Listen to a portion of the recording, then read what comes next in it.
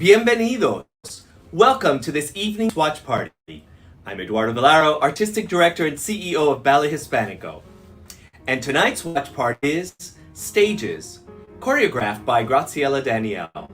This production of Stages celebrates the evolution of founder Tina Ramirez's multi-faceted vision. Join us directly after for Choreographers Cocktails. Guests include Sandra Rivera, Nancy Ticotin, and Nancy Turano. Thank you again for joining us.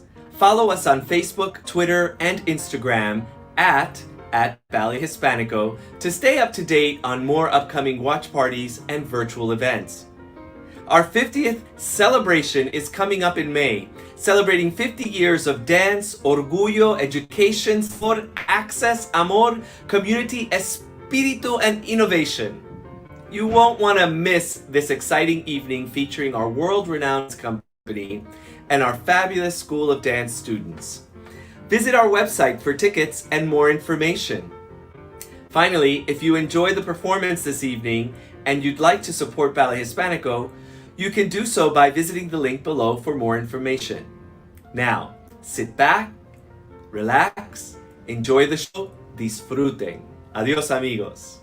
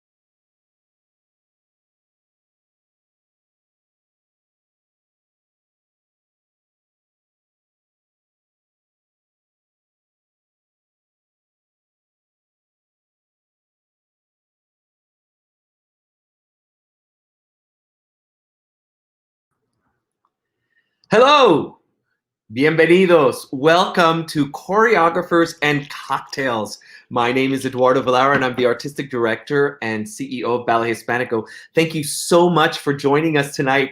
Wasn't that amazing to see Tina Ramirez on stage? Woo!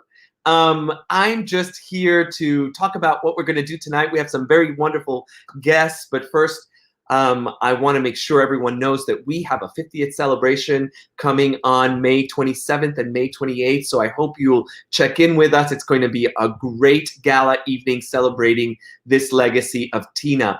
Tonight we're first going to focus on the early years with our guests, and then later delve into the work with the principal dancer, Nancy Turano, who you saw there on stage.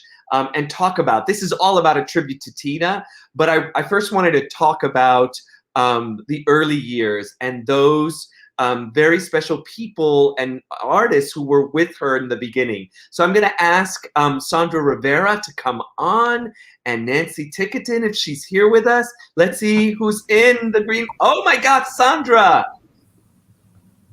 Welcome. Bienvenidos. Salud. Hello. How are you? I'm okay. I'm so glad you could be with us. Thank you so much for being with us. Had you seen that work before? You've seen that. Oh yes, when it first premiered. So, you know, it is a really an amalgamation of her life, right? From student to dancer to choreographer to finally having this vision. So I wanted first to talk about legacy. And I wonder if you could talk to us about what legacy, especially Ballet Hispánico legacy, means to you personally, also as an organization now today, and as a movement when you think about Ballet Hispánico. I know that's a lot, so we can break it down. First, maybe personally, what does this legacy mean to you? Well, as a Latinx, Hispana, it's really amazing to see the transition, the 50 years that we're still here. And, you know, it just brings memories of when we started and how that germ, that ese raíz is still so, you know, present. And when we started, it was this, you know, Tina had this vision of Latino culture being expressed through dance. It was a very different time, but at the same time, it was very, I mean, I lived through that 50 years, which was, there were a lot of things happening in the city, you know, culturally. We had Mayor Lindsay, who was so instrumental in implementing some of these programs. So Puerto Rican Traveling Theater and Museo del Barrio, and we were a part of that. I mean, and interestingly, that everything was out. It was out in the streets. And you know, Jazzmobile, and we did that. So, and as I look back, and I'm, you know, I'm like, what is it that they say? The longest person still hanging in at Ballet Hispánico. I have to also thank you, Eduardo, for honoring the Spanish dance tradition, which is what I'm most connected to. Even though, you know, we obviously did the contemporary. So to have the Spanish dance department evolve in the way that it has, but at the same time with a strong connection to its roots is really, really inspiring. And I just love doing that Spanish, the specialized dance studies that Kiri Avalar has put together. And it gave me an opportunity to think about, you know, Tina's place in the dance world and what that means. I like to use the word Spanish dance. Obviously, it has flamenco, but Spanish dance has a bigger picture. And that was what I was exposed to with Tina, you know. And I think one of the questions that was put out to me was about how was that transition? And to me, it was like this thing that was so smooth because before we started Ballet Hispánico, we were out in the community. You know, we did hospital shows, the parades. And so when Ballet Hispánico was transitioned, hospital audiences was something that was available. And we went to hospitals, we went to prisons. Amazing. And, Tina was when we trained, it was this idea about being professional, which, she would say that to a 6-year-old, 10-year-old, 16. We really didn't know what that meant, but we knew that it was serious. And once I asked her, what does that mean? What is a professional? And she said something about you do the best you can and you're prepared. But I remember that she said dancers get paid to dance. And I thought, wow, I was impressed with that. So that was when she started, we were getting paid each week. And as the company transitioned, we did these hospital shows. And then one of the first places that we went to was Washington, D.C. to do the lecture demonstration. And we had to do 2 shows a day, Monday through Friday. Then we would have a ballet class. And then we would rehearse. So it's amazing when you think so early on, we were so young, and yet we had this training by Tina. Tell us how young you were, just so we can, in context. I was about 18. Okay. 18, 19. And the other thing that I was thinking about was in the first 2 years, like for instance, we performed like the training that Tina gave us, like we were never afraid. I mean, yeah, you would get nervous, but for instance, this came to me just yesterday. We performed in the State Theater in Lincoln Center. Okay. We were used to doing hospital shows, outdoor shows, and occasionally maybe a concert. But to be in the State Theater, and you know what? I don't remember being nervous. And what I remember Tina saying, now you have a lot of space. So we did this dance. It was a regional dance, muñeira, which covered a lot of space. And we had never done it in such a huge space. It was done for a women's union. And we were I thought about that. State Theater, we performed in the Metropolitan Opera House. It was in the stairwell. And to dance at the Delacorte, again, we weren't afraid. We got a little bit nervous, but to be there the second year of the company, looking around, and there's people from New York City Ballet, all these other, big dance companies, and we closed the program.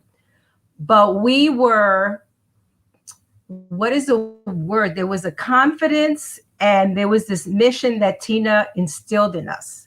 And in Spanish dance, we use this phrase que se llama bien parado, right? To stand well, which to me, it's like you do this turn and you end like you did like the piece that we just saw when Tina did that turn, and fuck it, that she ended on her knee very well.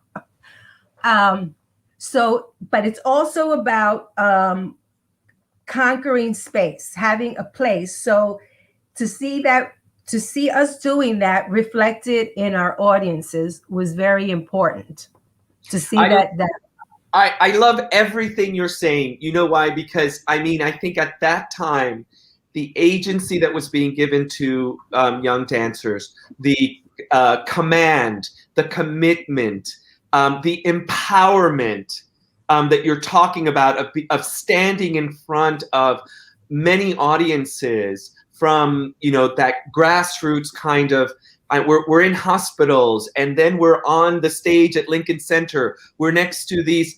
What that does to a young person and a young student, and what it continues to do, because we continue to do that, is transformational. And what I also want to just say that it's one of the things that keeps me going about Tina's legacy and me is that we're not ashamed to still do that. We did an incarcerated youth program recently, and someone says, so is this the first? No, Tina, this is our legacy. This is what we do. We are, crossing, going everywhere. And that's I think one of the beauties. And I just wanted to make that point about this organization and this legacy that we have. Go ahead. Imagínate that the first 2 years we did Sing, we did the Tombs, and I remember one place we did, it was a detention center for women, and Tina had us dressed in her favorite color, Mexican pink. We had these beautiful dresses, and she found these shoes in Gimbel's basement, rhinestones on the shoes. Well, Love. these women, they were wild, they were talking. And when we walked out, it was like no talking, there was a hush. And we did this danza estilizada, which I'm trying to bring it to today. That is a dance that I taught to our students through this specialized Spanish studies. And I was like really marveling at the way Tina trained us. Here we were, all these children from todos los barrios. And here she's doing this danza estilizada to Albeni's music. And we were able to master it. We were able to master it because she was so like relentless. You know, when you went in that class, it was just like you had to total concentration. Yeah, so we could talk a little bit about Tina as the teacher, because I mean, this is how she started with you young dancers. You know, really starting with a base of Spanish dance. And I mean, I think we're still one of the few schools in America that teaches young people this form. We understand that the Spanish form is not for everyone, and it didn't, but still, it is part of the legacy that we have as Spanish speakers, no matter the good and the bad, because there's good and bad in everything. But it is such a strong thing for our youth, our Latinx youth, to get a sense of what this of history, of legacy, of folklore, and because the Spanish dances also affected the dances that later fused and intersected with other folklore dances. So what was it like in class with Tina? Well, she was relentless. You went in that class and it was just like you were concentrating for 45 minutes because she would end 5 minutes before. She was always on time. And it was just like this, when you think about it, total faith in her students. It wasn't like she was like doubting. No, it was like she knew what she was doing from the beginning, and all these different dances that she did from all these different genres of Spanish dance. We did the folklorico, we did the bailes estilizados, we did the flamenco, we did classical, very classical dances. And I want to get back to today. That legacy is still so present. Again, Eduardo, thank you for keeping that tradition alive. You know, Kiri Avalar brought us together to do a Spanish dance curriculum because we're teaching Spanish dance in Nueva York, like as Tina did and before Tina, Lola. It's like we're not in Spain, we're here in New York. And to be able to put this curriculum together that honors the legacy and the history is marvelous. So we have people in this, you know, get together to do this with the people that are at Ballet Hispánico. Yvonne Gutierrez, Francesca Morales Cabrera, Jody Romano that brings all that, Jose Greco, Liliana Morales, and it's all concentrated in this Ballet Hispánico School of Spanish Dance. And that thrills me because it's like people don't know about the past unless we retain it and make an effort to document it. And exactly. So it's I love teaching that the specialized study Spanish dance because it just makes me aware of the miracle that Tina. She started in 1963, and in 1970 she forms this company, and she forms a company with people that she had trained. So that's not a long time. No. To put something together. It really is a marvel. And then she started bringing in choreographers who now are legends. Joffrey Holder is one of them. What was it like working with these people who, I mean, I kind of, it's almost like, did you know you were working with these icons? I probably not, I know, but I had to ask this question because I'm like, sometimes when you're in a room and you sense the energy of these, Donald McHale was another one that you worked with. Well, the very first, in those, I think of the first 2 years too, like when there's such a climax when we do the Delacorte in 1972. I think it was 1972. And Julia Arenal, who was the original choreographer of Hair, choreographed this an exquisite jewel of a dance based on the Day of the Dead. She was a Broadway choreographer. We knew Broadway. Hair was, one of the biggest Broadway shows. Then we worked with Paco Fernandez, who was from Spain, and he created La Boda de Luis Alonso. Then we worked a lot with Tally Beatty, who we knew he was well known, but very difficult choreography. Oh, and I was thinking about this, Alvin Ailey, when we did Quintet. I remember when he came to see us do, that was the only time we got nervous. He came to the rehearsal to watch us do his Quintet. And I think he was impressed. It was like, he started talking about characterization and showgirls. And I remember asking him, I don't really know what you mean by that. What's a showgirl? And he laughed and he said, well, girl, you may not know what it was, but all of you danced like you knew what it was about. But yes, but Tina broke the just doing the Spanish dance repertoire so early on. Like we had Caribbean Suite, which was influenced by Catherine Dunham, the Dunham technique. We had in our dance from Argentina. And as I said, we did the Fiesta of the Skeletons based on the Day of the Dead. And of course, Tally Beatty's Tres Cantos was really, that was an important work that, again, we don't know these things, but Tally Beatty was always in demand and his stuff was so hard and he didn't always leave things the way they were kind of supposed to be. So Tina did, she willed it. She did the, what do you call that? She rehearsed it so well that she finished the piece. She acted as dramaturg and rehearsal director and assistant.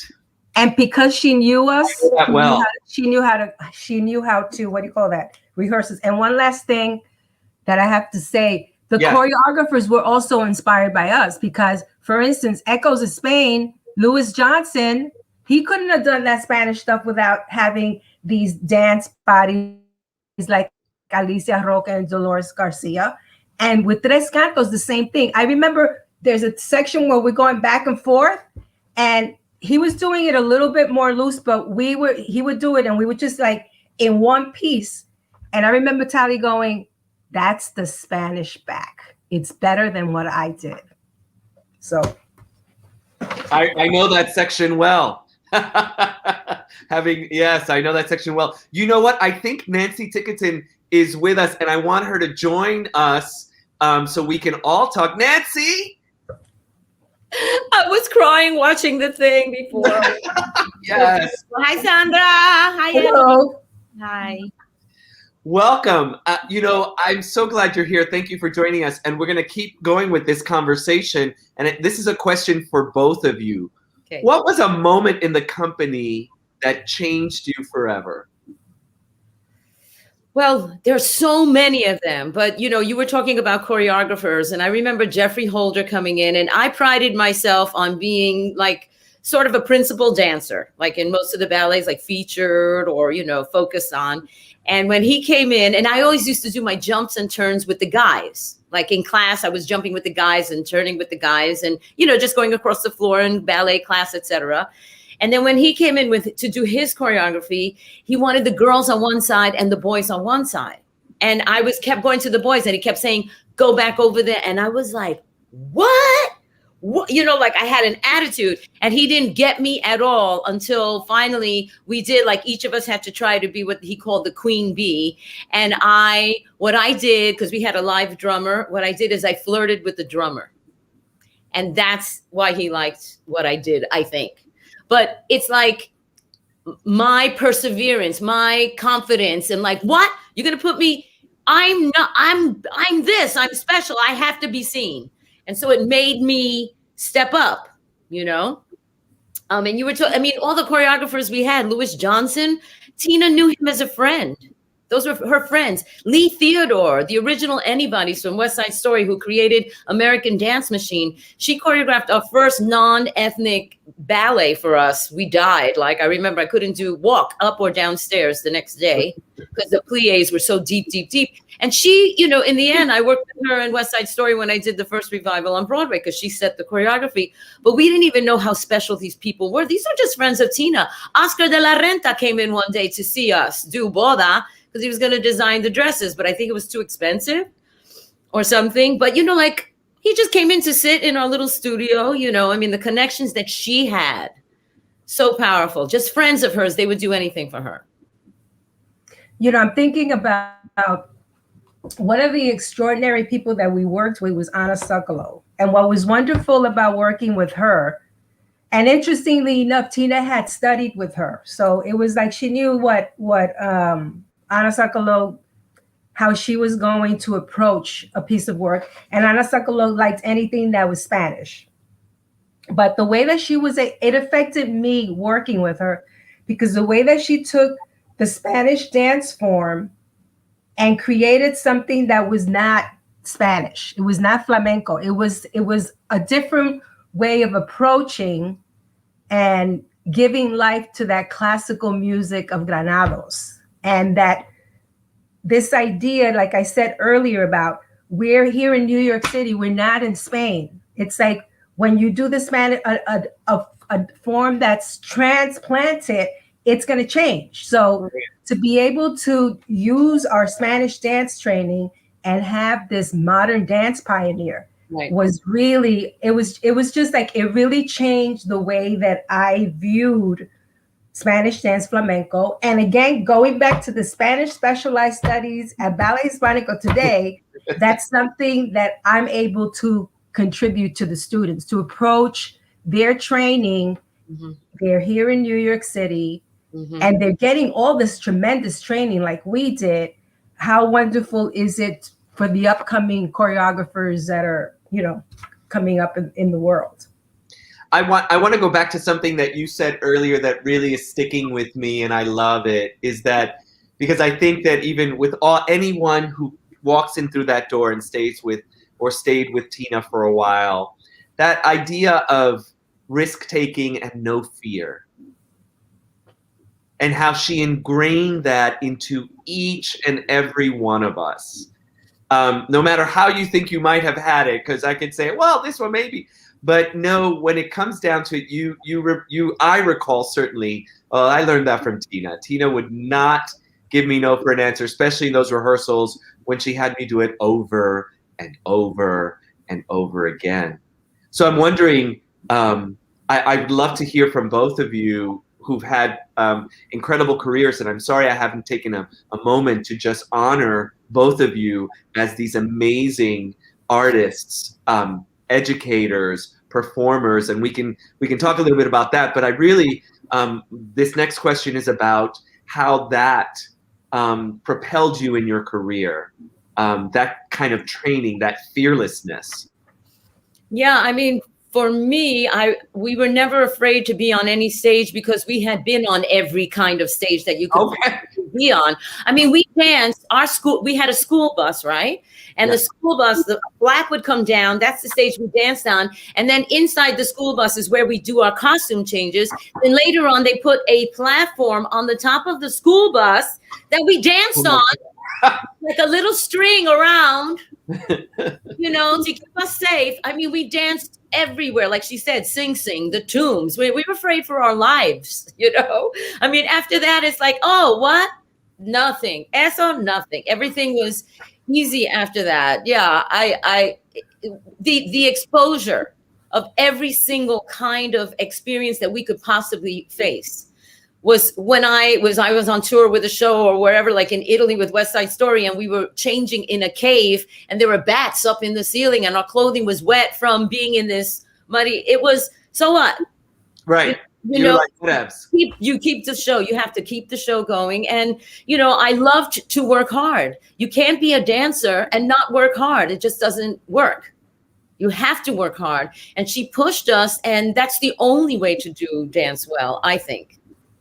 Well, I have the story of, I always say you write something, you have to describe it, you have to give an example. Okay. This is a epic moment. This is the first summer, and Tina danced in that first summer. She did a flamenco dance, a seguirillas, and Because she did a because we needed to change costumes, so she came out and she danced. But she danced. She did those two dances, and jota is like all this fast footwork. Well, it started to rain, and we were all like, "Oh, we can't dance. We're going to be leaving." And Tina was like, "No, you have to do at least 15 minutes, and then we'll get paid." Anyway, the rain is coming down. All of a sudden, we hear "flaqueta." We look over. Tina fell down. She gets up. She does a thing. Flaqueta. She fell down 3 times, and that was like a learning experience because it was like the show goes on. I mean, that was like a literal way of doing that. And we learned that we had to do those 15 minutes whether it rained or not. But I wanted to get back to the thing about being a little bit fearless in some of the work that I do. Like eventually I ended up doing work at the Cathedral of St. John the Divine, which is this huge space. Mm-hmm. But thinking about some of the stuff that the qualities about Tina, concerned with the audience, who's viewing it, they have to see it. Sitting in that space and studying it and determining where is the best place for that to be seen. And going to the church officials and saying, we're going to have to do this and we're going to have to dance all around the church, site specific. Oh, we can't do that. And I said, no, because you're hearing anyway. And another situation that I find myself in now, where Tina kicks in and my Spanish dance, is I'm working for dances for a variable population, which is professional older dancers from like people like Ballet Hispánico, Martha Graham. Mature. I want to go. And it's been wonderful to see how you can convey this Spanish dance that I've learned from Tina and people also like Mariano and Jose Molina, but how you can incorporate these physical qualities in the lives of these older, mature dancers, and how, again, bien parado, for a mature body to be able to do that and not really know what they're doing, but just to place that body, have confidence, and for that brief moment own space that's like a gift. Legacy de la Tina Ramirez. Eso. Yeah. I love, it's so wonderful to have both of you with us. Thank you so much. It's so amazing to hear these stories. And I want to get into, a little bit more about Tina and the way she did things. And if you give us examples, because she would not take no for an answer. And she was really clear with presenters, with people, with theaters, and she was always very protective of her dancers. Yeah. Even though she expected us to do it.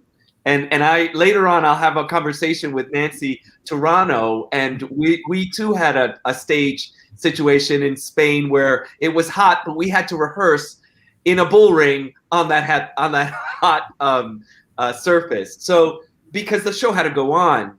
So I wonder if you can talk about some of the characteristics of Tina that you saw as she grew the company. For Tina, I mean, she's such a dynamic person, whether she's dancing or not. First of all, her physical beauty, her body, I was always twice her height. Even when I was 9, when I met her, I was always taller than her, no matter what. But I wanted to look like her. I wanted to dance like her. I wanted to be strong and confident and give an air of not superiority, but that she was special. I got that from her. Like the way she held herself, the way she dressed, her leotards and her skirts and the beautiful castanets. Like I'm looking at that poster behind you. Like we grew up with her, that original poster with her with the castanets. I mean, the impression that she gives to everyone, man, woman, beast, child, big, little, so powerful. Her physical presence teaches you something. The way she stood, the way she stamped her foot louder than the whole class. She played her castanets louder than the whole class put together. So we had to go up to her level. Like I said, I mean, she came to an opening night for me with when I did Man of La Mancha, and Ramon Oyer did the choreography. Jerry Gutierrez was the director, and they took a picture of us. And I said, Tina, they want to take a picture. I'll come down to you. She goes, never. I'll come up to you. Yes. You know, that's Tina. That you know, Tina. You don't go backwards. You don't go down. You go forward, forward, forward. To this day, you know, I think that we all got that toughness, first of all, from being thrown into these street performances with all of the variables. Like the first time we danced in that stage, our feet, because we danced barefoot, we got blisters on our feet because the stage was hot, right? But we didn't think of that. After that, we wore slippers that we dyed to match the skin color that we had, right? Because they were all pink at that time. So, you know, yeah, go with the flow and be resourceful, make it happen. Well, you know, the other thing that I'm thinking about is that Tina, we were always very prepared. So we were rehearsed to the hilt. And you asked me before on a personal level what it meant to be around Tina. And, you know, I was thinking about this. I was born in New York, but I went to Puerto Rico. And by the time I came back to New York, I only spoke Spanish. So there was like this sense of insecurity. So I think that as Latinos, sometimes we have that sense of insecurity. So when you have something like a dance form, that you know that you are so well rehearsed that even if you fall down like Tina, you can pick yourself up again. If you go to another side of the stage and you went the wrong way, you're able to recuperate. So that instills in you a sense of confidence that maybe offsets. And again, I'm talking from a Latinx point of view, these things that are always sometimes against us. To have an art form, to have somebody like a Tina Ramirez that makes you master something. And she herself had mastered, I don't know how many dances in the Spanish dance genre that were passed on to us. So we were learning these dances even before the company, and those same dances became, you know, the first repertory. So already there was a sense of confidence and thus a sense of success. And that's very important for a young person to experience success, because you're going to experience the other things in life. But to have that experience of success and to have your community cheering you on, you know that you're doing something that is relevant, that is, you know, it's going to impact. So yeah, Tina, it's like she knew because she herself had done it before she even started the Tina Ramirez School of Spanish Dance. She had done all these different venues, whether it was going to Spain and doing a solo concert in Spain, and then coming to New York, doing her nightclub act, and, you know, with her sister, you know, there was all this like experience that was passed on to us. Yeah. So I love this so much, because for me, you know, we talk about belonging now and what, you know, what people of color have to go through on a daily basis. And Tina, I mean, 19 in the 60s and the 70s was showing people that you belong, that there is no question about it. Right. That you work and you move forward and you belong. And forget what's going on. I mean, it's painful, and you have to. And I'm so glad you brought that. Both of you brought this up, but that you know, steady awareness that if you have a practice and you commit to that practice and you put your heart into it, none of that other stuff. It's going to hurt you, but you're going to move forward. Mm-hmm. And that's the beauty of it. You know, to me, legacy is about life and living. It's about learning from the past, living in the present, and building for the future. And I think that that's what Tina gave, because without working to create, that's what she was doing, creating a legacy. We lose meaning for life, right? And so I love that whether she knew because some of it sometimes you know as an artist, and some of it you don't. It's in your subconscious. She was building this meaning for so many people, for a community. So I just would love to hear from you. If you were writing a love letter to Tina today, what would be some of the things that would be included in your letter? Well, I would say thank you for being so hard on me.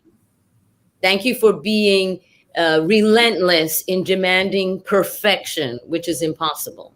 But thank you for pushing me beyond what I thought I could do, getting me to achieve things I never thought I could achieve, being so good at something that I could say I did that better than others. I mean, when I auditioned for West Side Story, the first revival, I mean, in the end, when I got the role of Anita, it was like easy.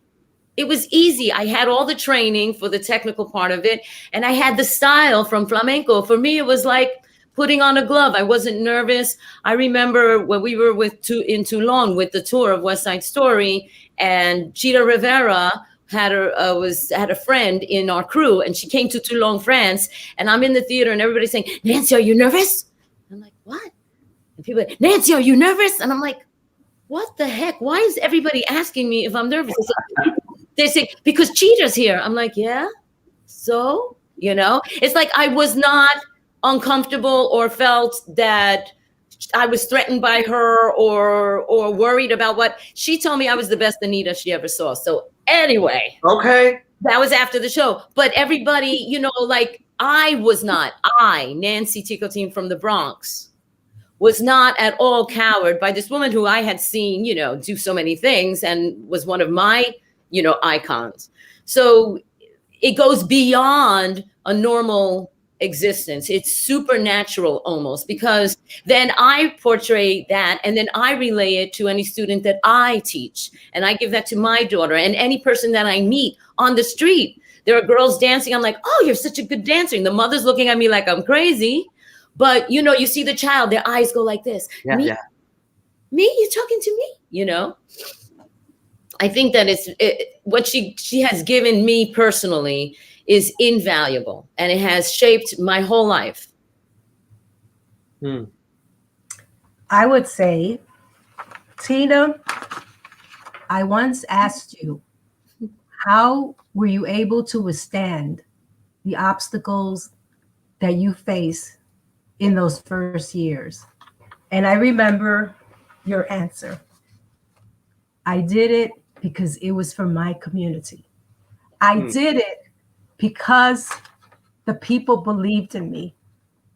I did it because, and I'm going to take a moment to name some people.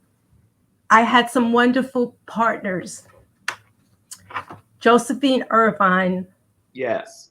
Valerie Benitez Cruz, Natsu Eiffel, Sarah Sandra, Carmen De Lorenzo, Pearl Reynolds, Lorenzo Maldonado, Roy Rodriguez, Joselo Suarez. I was blessed, Tina. Oof. You made us aware of the beauty that we possess as individuals, but our culture. And that's what we bring out into the world. And I wish there was a bigger word than thank you. Yeah. I can hardly speak now after that. So thank you. Wow.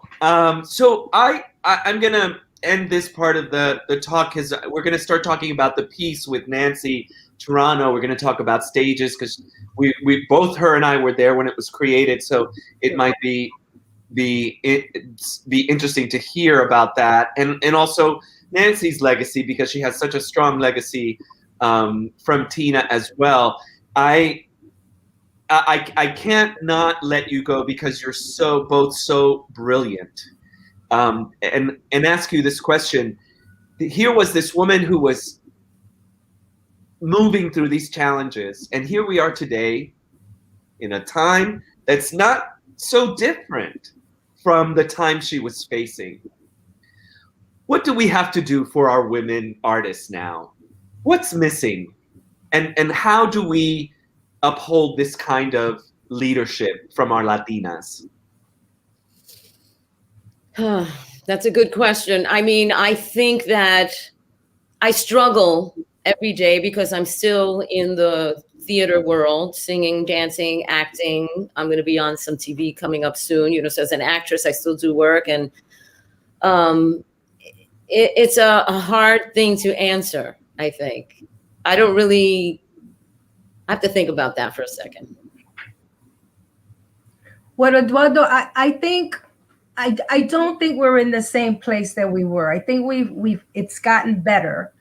And I'm sorry, I meant similar with their with the racial inequalities. Yeah, I mean, well, and now, so sorry. I think of the the opportunities that you've provided for like people like Michelle Manzanales, Rosie Herrera, and a host of other female choreographers, that having a place like Ballet Hispánico, among other things, that's a place, that's a voice that gives people get to see that.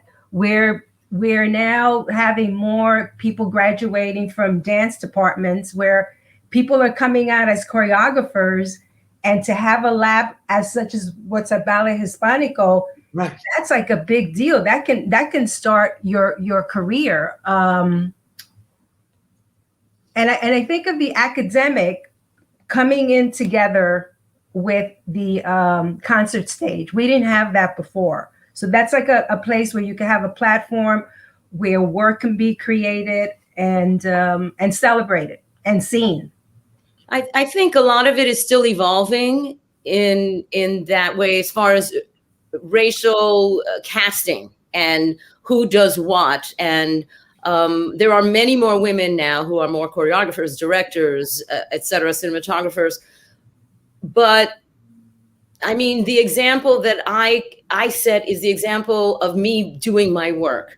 But like, I remember when I was auditioning for ensembles in shows, I was auditioning for all the chorus parts. And then I realized I'm the only person there who's not blonde and blue-eyed. Like, I would be the only Hispanic showing up at this audition. And I'm like, I'm not coming to these anymore. And I would look specifically for where they said ethnic minorities encouraged to attend the audition. But I never thought of it as racism. I just thought of it as casting, because I was going for the things that they were going to cast me in, not the things that they weren't going to cast me in. So, I didn't take it personally. I just felt that's our business. If they want a blonde person, they're going to hire a blonde person. I mean, I didn't take it as a racial diss, really. And, my father is Russian, my mother's Puerto Rican. So I grew up not knowing what racism was for most of my life. And so, I still look at my life that way and opportunities that way, except I did limit myself. I had to, because I feel show business was typecasting. But at the same time, that's changing because of musicals like Hamilton, and like you saw Bridgerton, the series that was on, where normally it would be an entire white cast and you have Black people, and then we sort of accept it now, where before that was never seen. So I think the conditions and the culture is changing greatly, and that we're being conditioned as an audience to accept more interracial casting.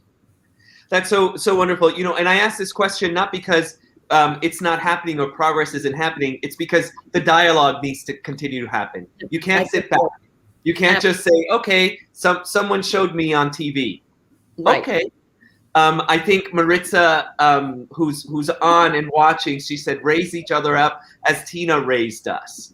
And I think that that's really important to point out, because we together, nuestra familia, nuestra gente, that's where it starts first. I want to thank you so much for coming on tonight. I am so moved by everything I heard today. You, both of you, incredible Latinas, incredible artists. And I know both of you have also inspired me in many ways when I was a young dancer, and to this point. So thank you for your support. Thank you for what you've done. And thank you for continuing the legacy of Tina. A pleasure. My pleasure. Thank you for having me. All right. Thank you. Adios. Adios. So everyone, now we are going to move on and talk about that piece you saw. Do you remember it? Stages, which had Tina at the end, and I'm going to bring in Nancy Turano, a dear friend, colleague, and dance partner. Hi, Nancy. Hello, Eduardo. How are you? I'm good. How are you doing? I'm fantastic. It was also great to see Sandra and Nancy, people who I admired so much, coming into the company. I'm really great. Everything's good. It was really amazing to see that piece because honestly, before today, I don't think I've seen it in about 25 years or so. I had a VHS of it that's, I don't have a VHS player, so I can't remember the last time I saw it. And it was great to remember and to see and reflect back on all of that. And thank you for inviting me. I really appreciate it. Absolutely. I mean, you were so instrumental in that piece. It was at a time where, you were doing a lot of lead roles, and also that you were portraying Tina and in a time in her life. I just want to pause for a second and say, this was again Tina being very pioneering. She had Graciela Daniele come in, one of the few Latinas working on Broadway, to do a piece for a contemporary dance company. And so that was so interesting at that time. So I wonder if you can talk about maybe the metamorphosis of that piece from the inspiration to what it turned out to be. Sure, absolutely. It was a great piece, and Tina had great admiration for Graciela, as did Graciela for Tina. And Graciela spoke a lot about the inspiration for that work. And I mean, the obvious about it was really reflecting on the stages of an artist's life. And there are many intersections there between the life of Graciela and the life of Tina and the life of many individuals that go through this process. So it starts out with a little girl who was from Ballet Hispánico, and she's playing the piano. And in fact, that was a bit more inspired by Graciela's example. And she was taking piano. She really didn't like it at all, but she had to take it. And then she was in the school in Buenos Aires, Teatro Colón, studying ballet. And, so she really would rather be dancing. So when she got into the Teatro Colón, she saw these amazing professional dancers, that first section with the bars, and she was so little and she was looking around and very inspired by it. And Graciela was a ballet dancer, fully trained there, and she went to Paris. And while in Paris, she met Michael Bennett, and she saw West Side Story. And that was like a life-altering experience for her because she'd never seen anything like that. And interestingly enough, although that wasn't the exact beginning of Tina's life, and Nancy and Sandra spoke more to the beginning of Tina's life, which was more in the direction of Spanish dance, flamenco. Tina also had that amazing intersection. She always talked about West Side Story being something that that hugely influenced her. And she also did work on Broadway and Kismet and other things. And she was very proud of it. And it was a real transition for her to go from where she was to this opportunity on Broadway. And that was the same for Graciela. So in the ballet, there is this girl, she grows up, and a choreographer comes in, and he's all in his world, creating this dancing. She was trying to inspire him, but she had such a classical background, it wasn't enough for him. And she was doing her best, and in the end, he got very emotional, and maybe he kissed her, but he left with the guy, Pedro, played by Pedro Ruiz.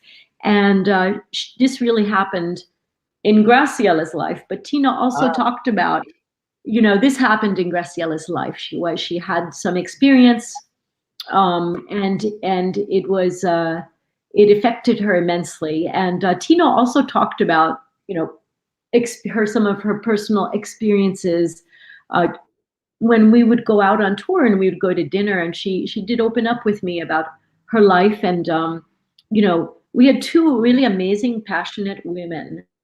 And so in the end, what's happening is that all of a sudden there's this influence, like their world expanded. Tina's world expanded. Graciela's world expanded.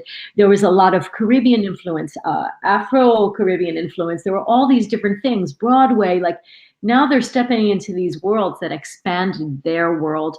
And it was very exciting. But this woman's life started to transition when she started to really think about her own movement and want to express her own self in a way. And in a sense, Graciela did that as a choreographer, but also Tina did that when she was given the school from Lola Brava.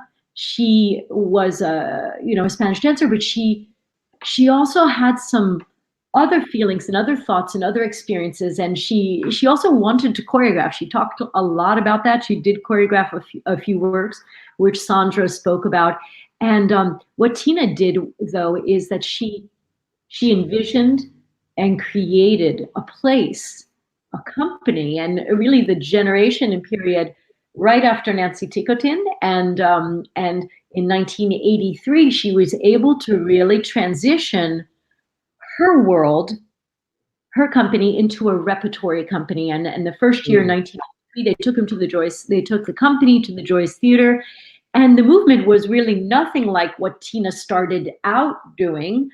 She brought in people with classical training, much more classical training than that earlier company.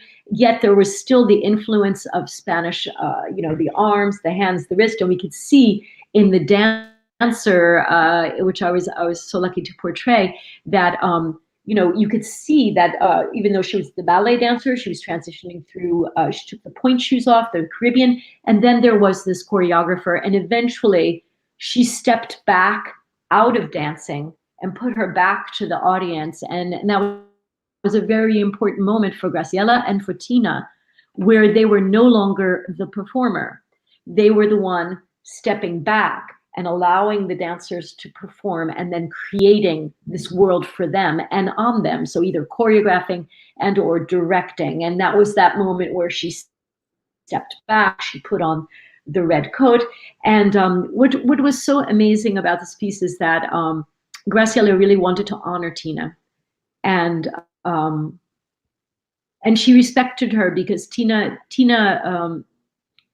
brought me to a lot of performances of Graciela, and she always spoke so highly about her. She loved her. She admired her. She thought she was a great choreographer. She did everything she could to bring her work to Ballet Hispánico. But I think the gift that Graciela gave Tina was very important. And you were there. I was there. Tina rehearsed. She did Pilates. She took ballet class with us a couple times. And I mean, she was, she hadn't been performing. You could feel I mean, when she came on, right, when she was behind us and she came on, the energy you felt emanating from Tina was amazing. Yes, I remember her in class. Yeah, remember when she actually came to ballet class. Like she took it very seriously that she was going to go back to stage. She didn't care if it was the 4 counts of 8 and she did a revoltade and landed on her knee. She didn't want to not land perfectly on her knee. It didn't matter. And also it was really wonderful because she would be in the dressing room with us ladies, and she was putting her makeup. She wanted her hair perfect. She put a little buscanovio there, and like she was in the dressing room preparing herself. Even she was the end of the dance, but she was like ready to go. And I think that she appreciated that opportunity to go back to the stage, which you and I both know it's very hard to do once you step into a position where you're not taking class all the time and you are now a director, and your general thing is all about everybody else. It's all about them. It's keeping them in shape. It's keeping them on stage. There's not so much time for you to be taking class and caring for your own personal self as you would have when you were the artist. And I think the piece is really what's also very interesting about the piece I wanted to talk about is there's a moment where when I played her role and all these people were doing this kind of flamenco moment and they were sort of going towards one another, and there's a moment where they all leave her, the girl, which was myself, and Graciela said, Graciela said, this happens to everyone. And you probably have experienced this, Tina, with like the people we saw today, Nancy Ticotin, although Tina remained in very close contact with her earliest company all the time.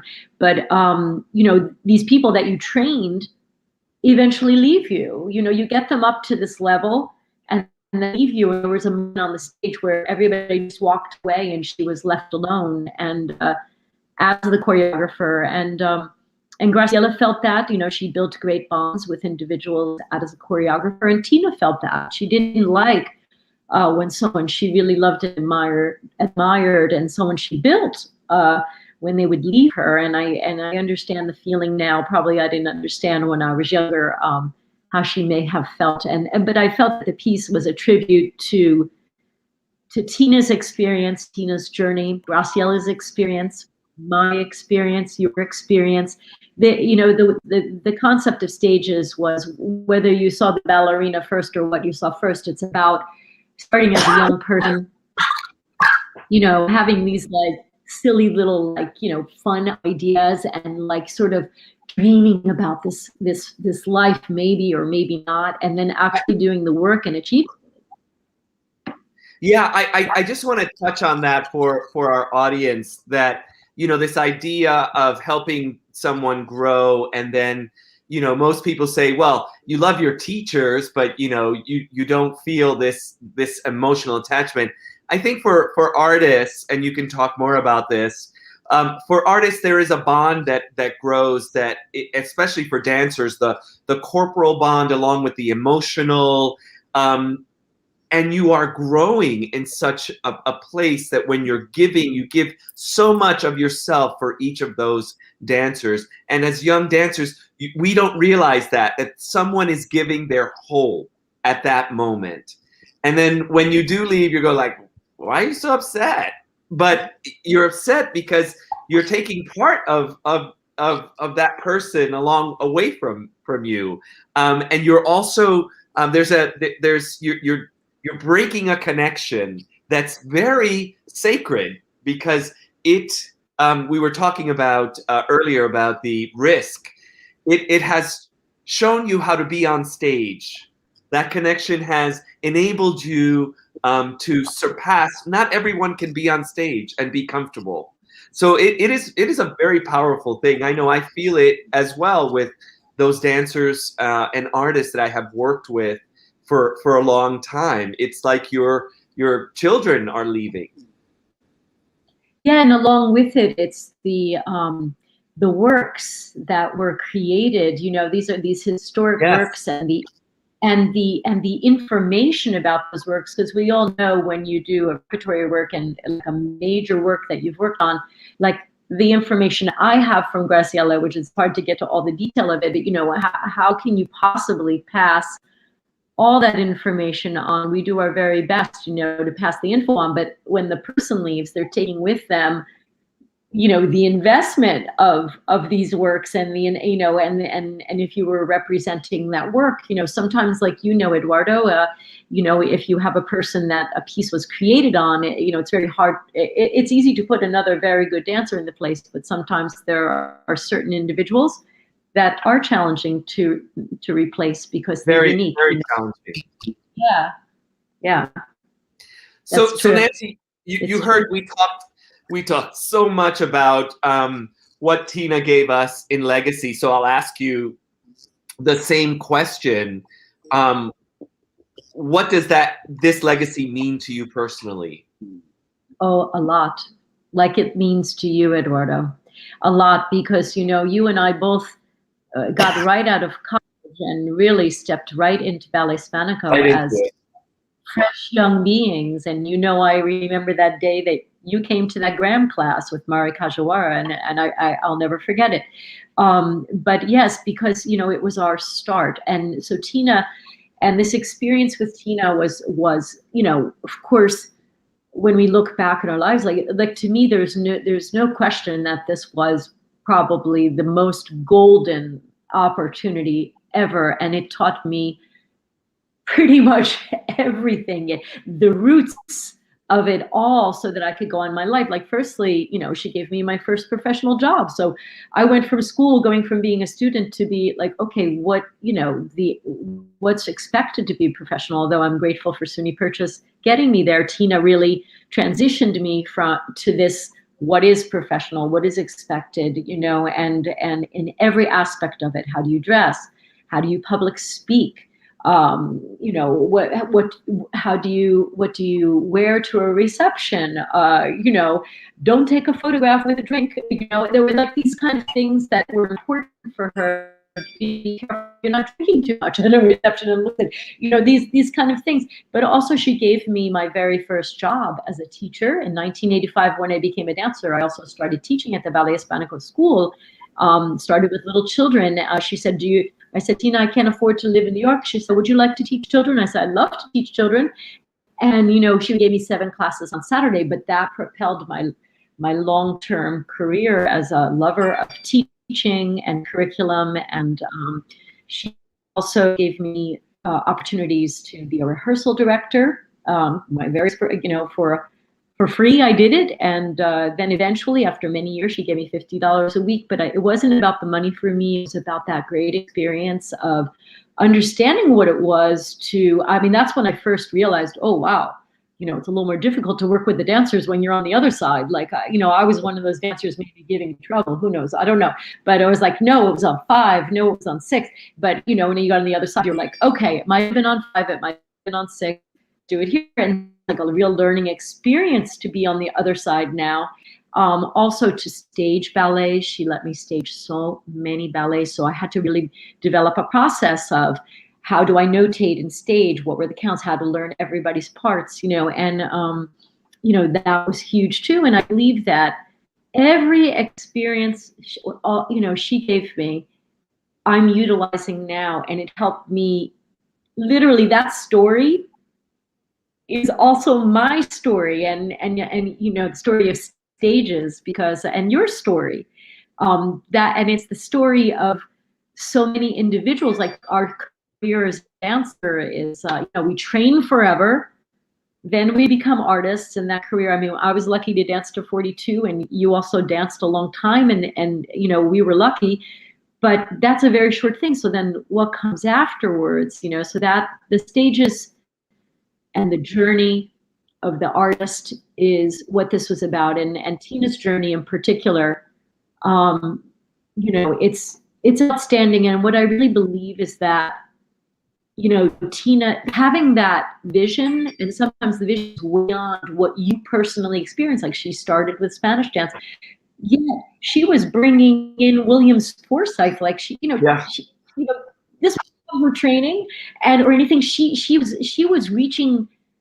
And you know, and we know that she was reaching way beyond what she had experienced to allow the company within her reign to really evolve from what it was, what Sandra and Nancy were speaking about at its earliest beginning. However, she never lost the connection to the beginning. I mean, we all studied flamenco for so many years. We all, like, we could all see that through line of the history and the evolution. And I still see that, even though, like, people say, oh, now it's very contemporary works. Well, yeah, because dance is continually evolving. However, it's still, I see the connection. I see the physicality and the unique movement of the dancers that, you know, I don't see people moving that way in other companies. And the repertory that you're choosing, of course, often serves that, you know. So, but I still see this constant journey and stage of the company, and I'm amazed. It's the 50th anniversary, and you know, I think that every single person that has been involved in this journey, and I'm glad that she mentioned some key people in the earlier years that affected us too, like Josephine and all of those people that affected us. You know, they were all part of making this organization excellent. Tina really surrounded herself. She surrounded herself with great artists. She surrounded herself with great choreographers. She surrounded herself with individuals who believed in her and supported her vision. And she was able to achieve so much as a Latina woman, and even during that period of time where it wasn't happening. So it's amazing, and I hope that Ballet Hispánico continues to be celebrated. It certainly is important in New York City, in the nation, and internationally. And Eduardo, you're doing a great job with the company, and it's just my honor to see these stages being carried along, because we know now that the effort that Tina was putting in behind the scenes, we didn't understand how much work she must have done. Yeah. And she used to get upset with us where we were like being, perhaps egocentric artists thinking the whole world revolved around our universe. And she kept saying, you have no idea how much went into getting this. And and because we didn't. We had no idea, all that she was doing behind the scene, the connections, the financial aspects of commissioning works, getting funding, keeping this, building the school, getting the building, keeping everything open. It's absolutely fascinating. So yeah, I have to say that it is a little different. I'm sorry to interrupt. It is a little.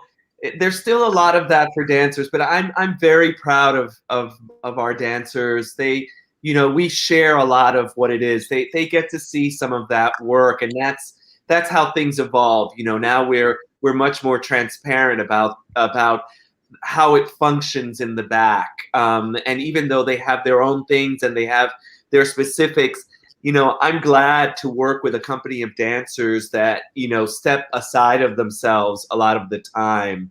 And that reflects on stage. I wonder if we can, we're almost done with time, but I'm wondering if we could have a little fun at the end. Sure. And if you could let's share some of Tina's favorite sayings. Tina, she had a lot of sayings, but, funny enough, like when people would always ask her at interviews and they would say, like, Tina, how did you get to this place? She would always say the same thing. She would say, one step at a time. She would always say that. And it actually was a great answer. It was really simple. No, Tina, we had a lot of fun with Tina. We had a lot of fun.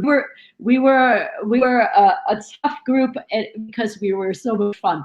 But no, Tina, like you said, that time when we were in Sevilla and the stage was melting, it was 114 degrees outdoors in the bull rig, and where they're pouring water over our heads, they rolled up the Marley. Come back at 11 o'clock, the stage is melting, and we came back at 11 o'clock. She was a lot of fun. She was very vivacious. We always used to love, like I know Sandra said also, like her favorite color, fuchsia. I remember that her I fuchsia once Gucci shoes. Well, I was so involved in those Gucci shoes, but I have to say that she always loved her fuchsia Gucci shoes and her hat and the whole thing. And Tina was, Tina, we knew when she was coming up. I have a saying from someone in the audience, and that someone is Jody Gottfried Arnhold, who's with us. I'm so glad you're with us. Slowly by slowly. I remember that. Hi, Jody. Hi, Jody. And there was another one. You remember this one? You remember this one? Nancy or Eduardo, I want chocolate or vanilla. You got to choose one on the stage, right? Oh, yes, absolutely. She was like, don't give me chocolate when I'm asking for vanilla, or give me strawberry. Absolutely. And I want to acknowledge Jody Arnhold, because Jody Arnhold, was by Tina's side. I want to say Jody Arnhold was by Tina's side all the way. All the time. Helping us. And she's all still, the way. Yep. Yes. And she's still by Ballet Hispánico side. And our side, like us as artists and individuals. As artists. I love you forever and ever, and Tina, forever and ever, for sure. And I mean, Sandra said that earlier. She said Tina had this way of, she was a magnet of those wonderful people that she said. you know, Jody, Verdery Roosevelt, Maggie Grove. There are so many people that were part, Duan Tanzel, who were part of the board. And now, you know, we have our great board chair right now, Kate Lear. There's this legacy of love, of commitment. And I think we're talking about Tina's legacy, and here it is. Yeah, I must say, we were for certain a family, and everybody was really on board with this vision, which was really Tina's vision, and we were all part of supporting that vision that she had. And without the artists, without the funding, without the lighting designer, without the costume designers, without Right. It was this there were a lot of outstanding individuals that believed. I believed. I loved what I was doing. I know we loved when we were dancing there. It was the greatest time of our life. We were such lucky beings, you know, no question. No question. Nancy, it was so wonderful to have you on. You yourself have created so much. You've created so many dancers. You had always been an incredible teacher, and you always gave of yourself to everything you did, and to anyone who was willing to take your what you were giving in terms of knowledge and support. So I want to thank you for what you've done for our field and for Ballet Hispánico. And I'm so glad you were able to join us today. Me too, Eduardo. And you know, honestly, if there wasn't that connection, it would be just cutting history, you know. And I'm really grateful that you want to continue to connect the past, the present, to create the future. You know, I think it's a stronger future when all those elements are united. So thank you for having me. Absolutely. Mwah. Te quiero mucho. Te quiero también. Okay. Thank you, everybody. And thank you, Graciela, and thank you, Tina Ramirez, for giving us the greatest life ever as dancers. We are so grateful, and to everybody that was involved with that. Mwah. We love you, and we love Ballet Hispánico and all the dancers now too. And I can't wait to see them very soon working out there. I'll tell you. So I do want to say thank you, Nancy. We're closing down now. I'm so glad that everyone was with us. I wonder if Nancy Ticotin and Sandra are still in the green room. I'd love to bring them back. I wonder if Nancy Ticotin and Sandra are still in the green room. I'd love to bring them back. Okay, we've got. Sandra are still in the green room. So yeah, we have something going on. I just want to say, Nancy, you said Tina's saying, share the screen.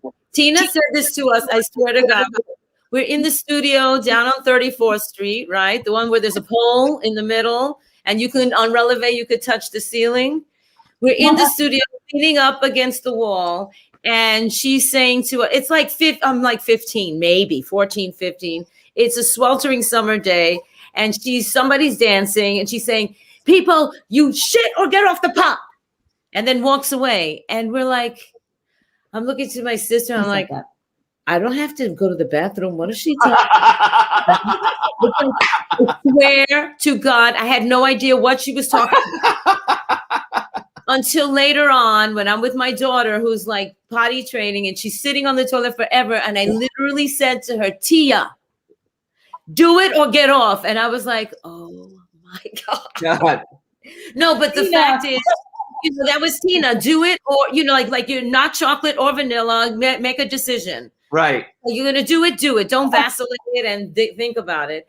And then the other one, I love that you put, the train only comes once. You better get on it. When she would say these things, it's like everybody's in the studio, and she has to turns off the music, goes to the tape recorder, turns it off. Get on it. When she would say these things, it's like everybody's in the studio. Get on it.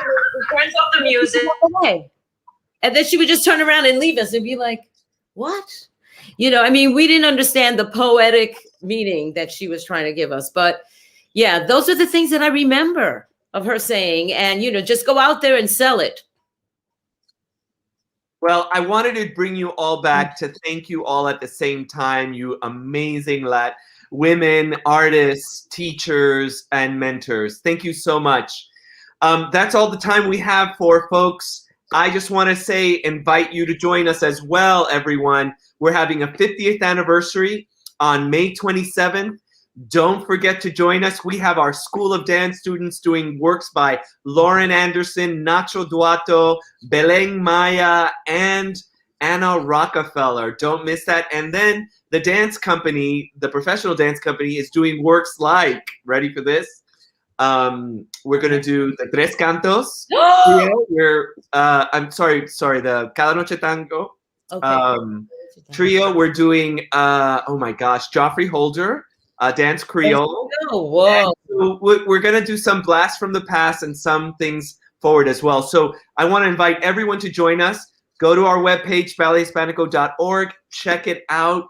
And I look forward to seeing all you three ladies soon, personal, face-to-face. That's what I Yes, me too. Thank you for having us, Eduardo. And like Nancy said, we're so happy that Ballet Hispánico is thriving and doing so well under your leadership. Thank you. Oh, thank you. All right. Adios. La quiero. Good to see everyone. Ciao. Have a good night. Good to see you, Nancy.